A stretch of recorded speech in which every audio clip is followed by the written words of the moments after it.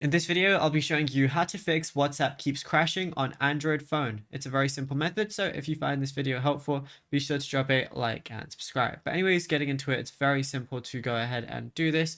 So what you want to go ahead and do is go over to your settings application. It can be very annoying if your WhatsApp keeps like messing up. So once you go over to your settings from your control panel by swiping right on the top right and then pressing the wheel cog icon, scroll down and you're going to see apps as one of the options.